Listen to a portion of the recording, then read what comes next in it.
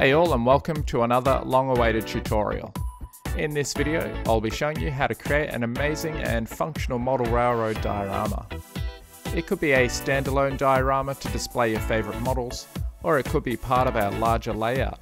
But in either case, whatever you decide to do with a diorama like this, it will surely look absolutely fantastic and amaze all of your friends. Let's not waste any more time and get started building. As with all model dioramas, we'll need to start with a base.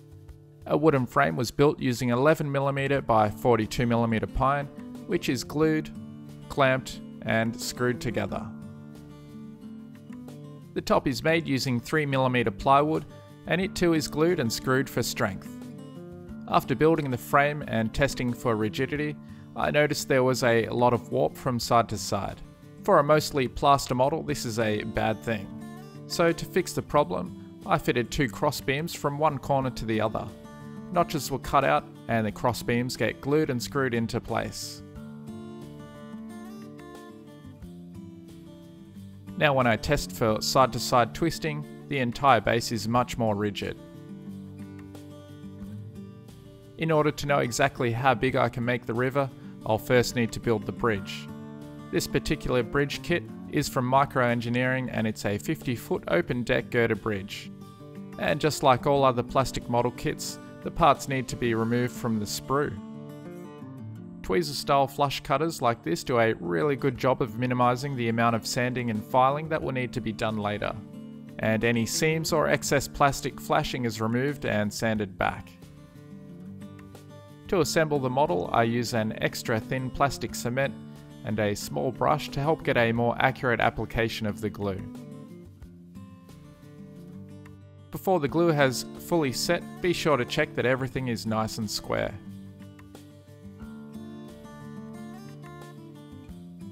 The bridge feet are metal castings, and to glue them to the bridge I use some gel superglue and carefully press them into position on the bridge. Because we've done a lot of sanding and filing, we'll need to wash the model before painting in warm water with just a very small drop of dish soap. Then once the model has been dried, we can start to give it a coat of paint. The bridge is primed with Tamiya light grey surface primer, and after trying about 300 times to flip that can, just for that one shot I'd say that it's thoroughly shaken.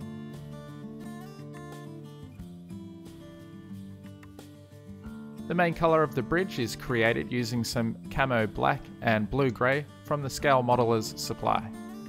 These bottles are made from glass, so I've decided to put them in the paint shaker instead of trying to flip them thoroughly to mix them. It was about a 70-30 mix of blue grey to black, which gave me a nice dark grey colour. I like to thin the paint right down so it sprays smoothly, however this means I need more coats to build up the colour, but it also gives me a lot more control and I'm much less likely to accidentally apply too much paint. Now for the fun part, adding rust. It's actually much easier than it looks. Using a piece of artist sponge, I lightly dab it in some vallejo rust. After removing any excess paint, gently press the foam into the areas you want rust. I focus on the corners of the bridge panels. Just remember to start lightly and gradually build up the effect, as it's easy to overdo.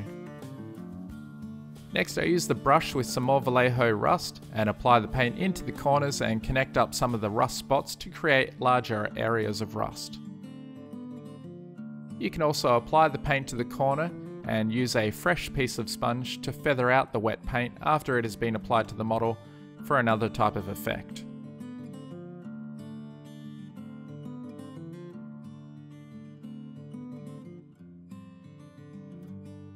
To add a second lighter shade of rust, I take an old brush and cut the bristles to create short, stiff bristles. Then with the Vallejo light rust, I lightly stipple the colour onto the larger areas of the dark rust. Only a small amount is needed, and it's only applied in a few locations on the model, and only on top of areas of the dark rust.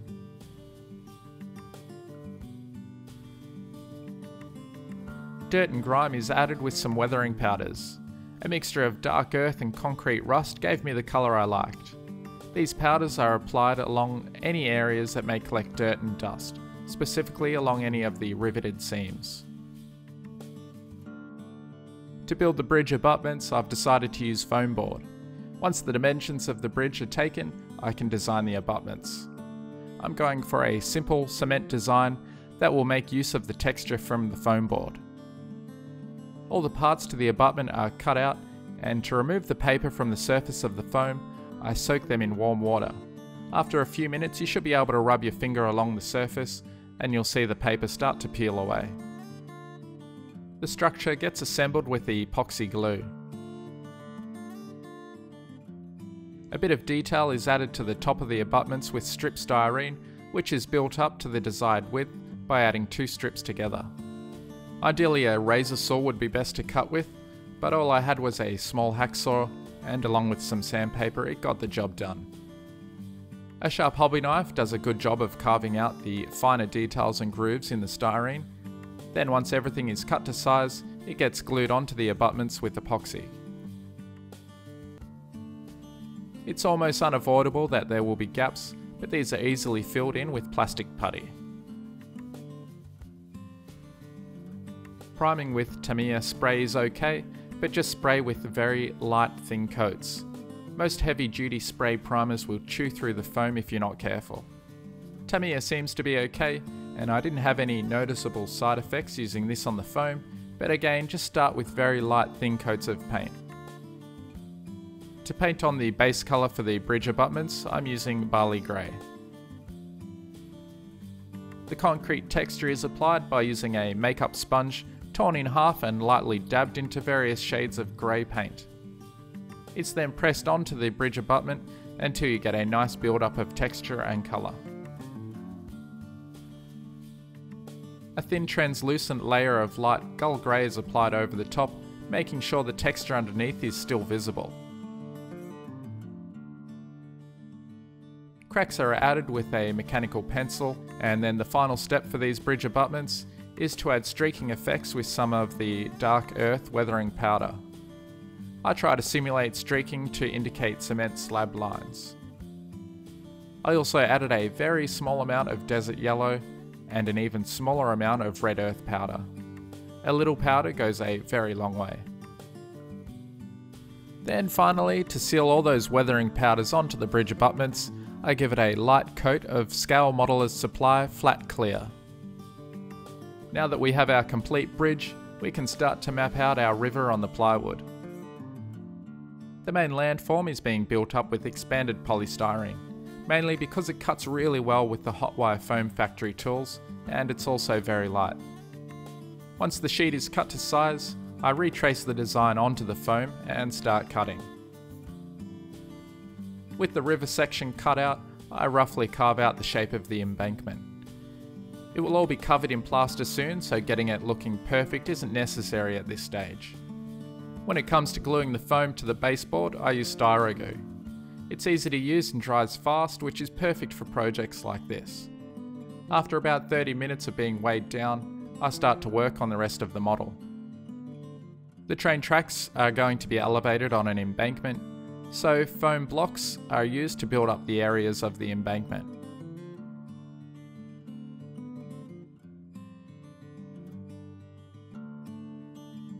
This is why working with foam is so easy. To install the bridge abutments, all I needed to do was trace out the shape of the abutment onto the foam, and then using the hot knife, just carve out the shape until the abutment fits. Then once you check for a good fit, you can blend in the surrounding foam with the rest of the riverbank. The bridge was designed to perfectly line up with the 2 layers of 30mm foam, but for the track to line up properly, I'll need to raise the bridge by the same amount as the track roadbed. This is easily done by using small pieces of the roadbed underneath the bridge abutments. The abutments can now be glued down. Just be sure to glue them with the bridge in place so they don't move whilst the glue sets and suddenly your bridge doesn't fit anymore. The track roadbed is HO scale from Midwest Products. Some pieces may need some light sanding to get a smooth edge. The track centerline is marked out, and the first half of the roadbed is glued with Helmer Super Tack adhesive and pinned to the foam. Once the first piece is down, the second piece is even easier to place. Just press it up against the first piece and pin it down whilst the glue sets. Laying the track is a little more challenging because we want it to line up perfectly with the bridge track. Once the track has been trimmed so that each rail perfectly lines up with the bridge piece, I dab a small amount of super glue on each tie where it touches the rail for about 9 or 10 ties back from the end. That way, when I handle the track to file the burr and then start to curve the track around the bend, it won't disturb the alignment of the rails with the bridge. Now it's simply a matter of gluing the track down to the cork with super tack adhesive, or PVA glue. Pins are used to hold the curve in place, and the track is weighed down with bottles of paint. While the track is drying, I continue to build up the landforms on the embankment using offcuts of foam and styro glue to hold it down. One of my favourite modelling materials to work with is Sculptamold. It's much easier and cleaner to work with compared to plaster cloth, and it's extremely easy to build up and create terrain, small hills, embankments, and it's also great for dirt roads. This is a pretty big model, so I'm going to need a lot of this stuff. It gets mixed to a thick paste and applied over the entire model. There's really no right or wrong way to do this. Just get it on and spread it around. You can shape up the riverbank and create small hills and gullies as you go. Also, try your best to avoid getting the plaster onto the face of the bridge abutments and the track. It can be washed off, but if it can be avoided, it makes life much easier. As the plaster begins to harden, I continue to smooth it out. I have a rough idea of where I want the road to go, so I make sure that those areas are smoothed out as much as possible before the plaster has completely cured.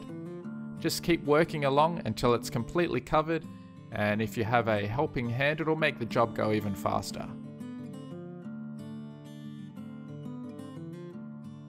Any stray bits are promptly removed from the abutments before they dry. Depending on how humid it is, this stuff can take ages to dry, so just keep that in mind. It can sometimes take 4 or more days to dry.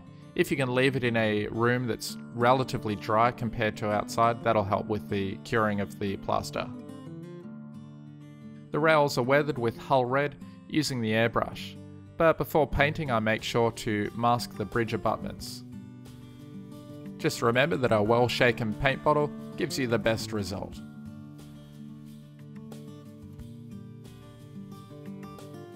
Once the rails are done, I weather the tyres by first spraying a mixture of 3 parts dark earth and 1 part camouflage black. When applying this using the airbrush, I make sure to only apply it in a top-down direction. That way I avoid getting the dark brown on the sides of the rails that we just painted with the hull red. Individual tyres are separately weathered with various shades of brown and beige colours from Vallejo. Again, these colours are sprayed in a top-down direction to avoid getting the colour on the sides of the rail.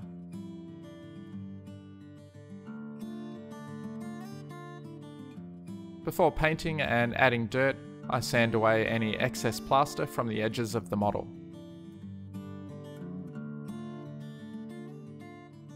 My colour choice for painting the base colour is Jo Sonja's Fawn. It's a nice brown that is a close match to the dirt texture that I use. The paint gets diluted in water before being applied, and just remember to be careful when painting around the bridge abutments.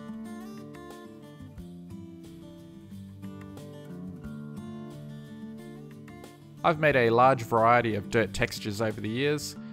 They're all made using real dirt sifted to various grades, and earth-coloured grouts have been added. The riverbank is first painted with Vallejo earth textured paint. It's a thick paste and works really well for getting the dirt texture to stick to the sides of the bank.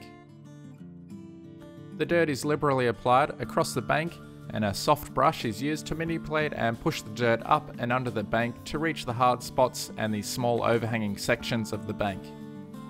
Once the area is completely covered, I make sure to remove any excess dirt from the riverbed before moving on to the next step. When it comes to applying dirt over the rest of the model, I first brush on a layer of diluted Mod Podge matte. This will help the dirt stick to the small hills, gullies, and the embankment. Without first applying the glue, the dirt will tend to slide down the hills and pile up at the base. With a good idea of where the road will be, I first apply my lighter beige coloured dirt mixture along the intended path of the road. The rest of the area is covered with a darker brown mixture, the same colour that was used to add the dirt onto the riverbank. For a rougher texture, you can sprinkle on some of the coarser dirt that has larger rocks added. It can be done before or after adding the fine dirt layer. However, if working on a hillside, it helps to sprinkle the larger stuff on first and then add the fine dirt over the top. That way the larger stuff has a better chance of sticking to the hill. Again, before gluing anything down, I first clear the riverbed of any loose dirt. The glue I'm using is a homemade mixture, using 1 part Mod Podge matte and 3 parts water with a few drops of dish soap. However, before spraying the glue all over the place, I first mist the dirt with isopropyl alcohol. This helps the glue soak into the dirt better and gives a more permanent result. Excess glue can be soaked up with a paper towel, and any areas of dirt that we miss can be touched up by adding more dirt whilst the glue is still wet. Just be careful, as the alcohol can soften the acrylic paint, making it more easily scratched. Now with the masking tape removed, we just wait for everything to dry. Creating the illusion of depth in the river is done by spraying some vallejo black-brown mixed with a couple of drops of vallejo beige. I mixed the beige and the black-brown to get a colour that was reasonably close to the dirt colour I used on the bank, and then blended that in with the sides. Lastly, I splayed the black-brown on its own, focusing on the centre sections of the river to give it some simulated depth. After another test fit of the bridge, I noticed one of the footings was causing a slight wobble and not sitting flat. With a bit of sanding, this was easily corrected. Additionally, the bridge track ties were slightly thicker than the rest of the track, which caused the rails on the bridge section to be about 1mm too high. Again, with a small amount of sanding, I was able to get the tops of the rails to match perfectly. Once happy, the bridge was glued down with a few drops of super tack adhesive. Before gluing the bridge track down, I need to scrape away a small amount of paint from the main rails. This makes it easier to slide the track joiners onto the rails. With all of the joiners in place, I can glue the bridge track down on top of the bridge, and with everything lined up, I'm able to slide the track joiners across both pieces of rail, creating a perfect joint. Now is a good time to clean the top of the rails with the track rubber and test the track with a train to make sure everything runs smoothly. If you're using this to actually run locomotives, you'll need to solder the track so there's a good electrical join providing power as the train rolls across the top of the bridge. The ballast I'm using for this model is Matt's Ballast from Australian Modeller.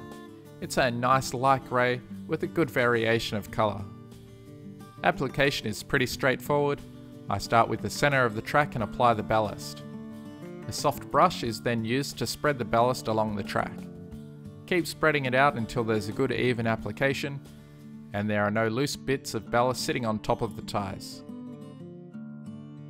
Once the centre is done, I move on to the edges, applying the ballast in basically the same way.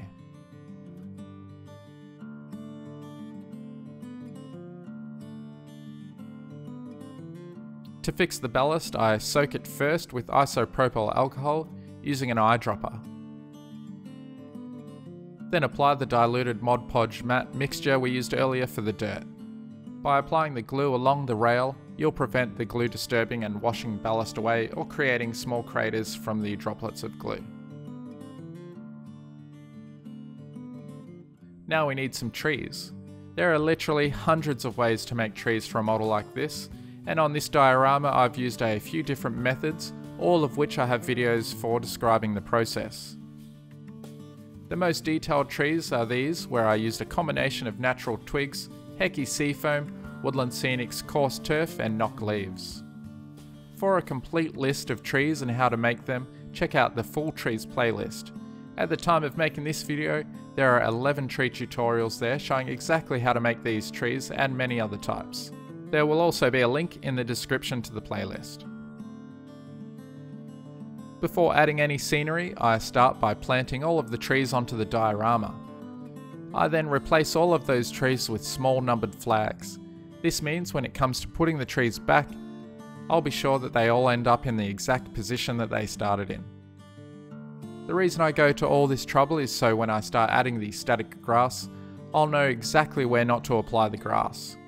Typically, grass doesn't grow much underneath trees. In past videos, you've seen me use my own homemade static grass applicator.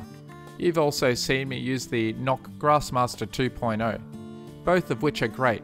However, for this video, I'm using a brand new static grass applicator that was sent to me from Woodland Scenics called the Static King, along with a range of their products from the Field Grass system. I started by filling the Static Grass King hopper with some 7mm medium green static grass.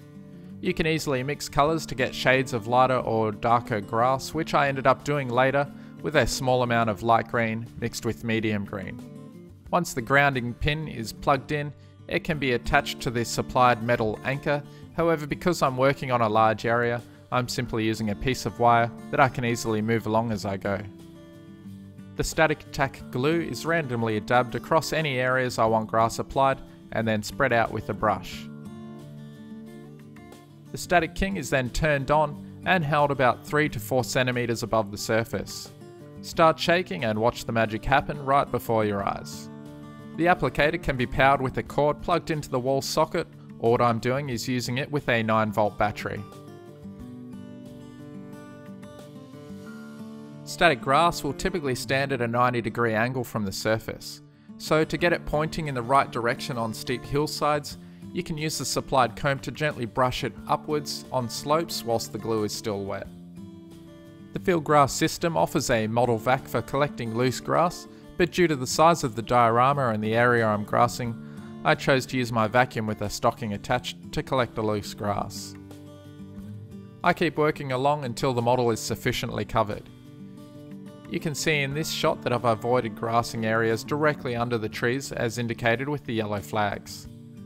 I've mostly used the 7mm grass for this model, but some small patches of 4mm grass was used along the sections of dirt road.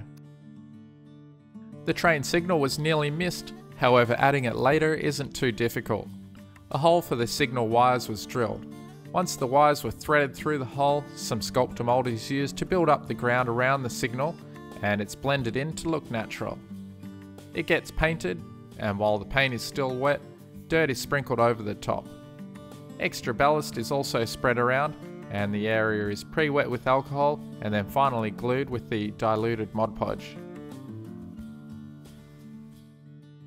One of my favourite ground coverings to use is crushed leaves.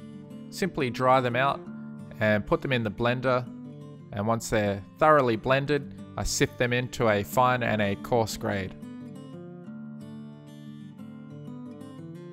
I also use some of the Woodland Scenics plant hues, flowering foliage and coarse turfs, mainly medium green and burnt grass.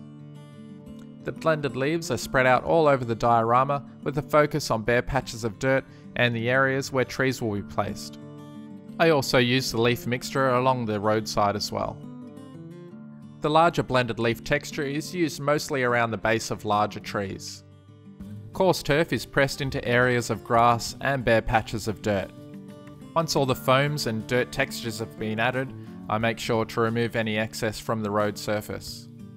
Before gluing, I mask not only the tracks, but also the riverbed, as well as the bridge abutments, and the train signal. The area is then misted lightly with isopropyl alcohol first, and then the diluted Mod Podge glue. It only needs a light misting, but you may need a slightly heavier application over the areas of coarse foam just to make sure it holds. While the glue is wet, I apply some of the plant hues in spots, and I also apply some of the flowering foliage as well. The dirt road detail is added by dusting over some yellow ochre pastel.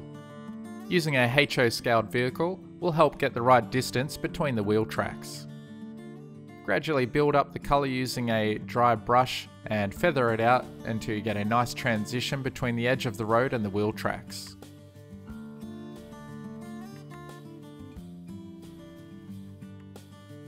The train tracks get weathered in the same fashion using weathering powders. Dark earth is initially used both down the centre of the track and also along the edges of the ballast.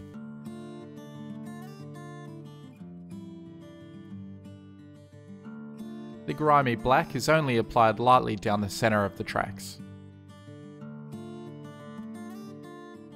Now I can add some road signs. These signs are made using aluminium can and signs printed on photo paper that get glued to the aluminium. Styrene poles are superglued to the back and painted silver. I make the poles longer than needed so I can trim them if required when they are installed. For signs with 2 poles, I cut one pole to the height I wanted the sign, and the second pole is left longer. That way I only need to drill one hole for the longer pole and the second pole sits on the surface. All the trees get returned to their original positions and they are glued in permanently with super tack adhesive.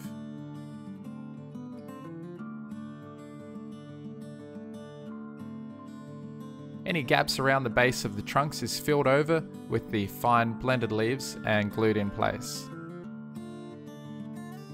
Smaller bushes and shrubs are added with the Woodland Scenic's briar patch. It's very similar to the Woodland Scenic's fine leaf foliage, however it's much more heavily coated with foliage and pieces need to be torn off. With a piece torn free, I apply glue to the lower branches and simply press it onto the scenery. In preparation for the water effects, I dam the river with some masking tape that is trimmed to size. The edges have a bead of wood glue applied to ensure there is a good seal. While the glue is drying, I add some details like protruding roots from the riverbank using roots from actual bits of grass. They get glued with a drop of glue at both ends to prevent the tiny little roots from moving as the water effects are added. And a fallen tree is added for good measure. Before pouring the water, I always make sure that the surface that the diorama is sitting on is nice and level. I also make sure to double check that the surface is clean and no stray bits of foam or dirt remain. My original plan was to use polyurethane resin, but after testing a small batch, I realised that it gets very hot, so much so that it melted the cup that I tested it in. So I decided to use something with a lower thermal reaction. Envirotex Light works exceptionally well and water-based acrylic paint can be used to colour it. It's mixed at a 50-50 ratio and stirred thoroughly for about 5 minutes.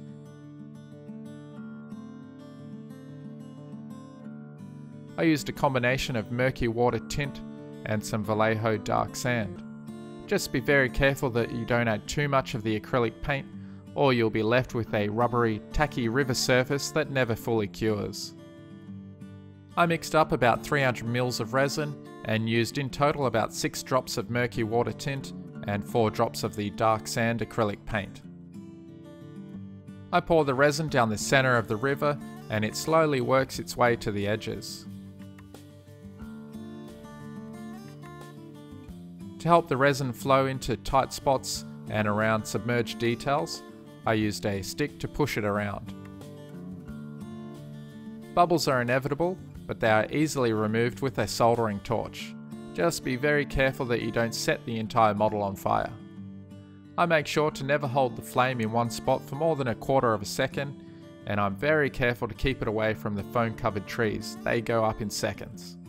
If you can, try to cover the river as it cures to prevent dust from settling on top. Once the river has had at least 15 hours or so to cure, I add the final bit of detail to the river surface by adding ripples.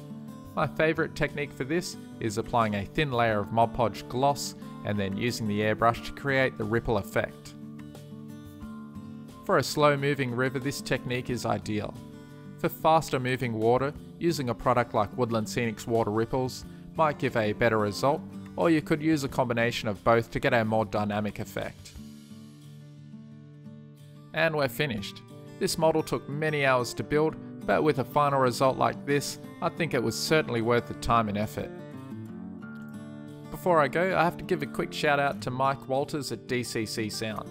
I was having a few problems installing the DCC decoder into this locomotive, and after sending it to Mike, he was able to find the fault in the light circuit and fix the problem, something I would have really struggled to diagnose.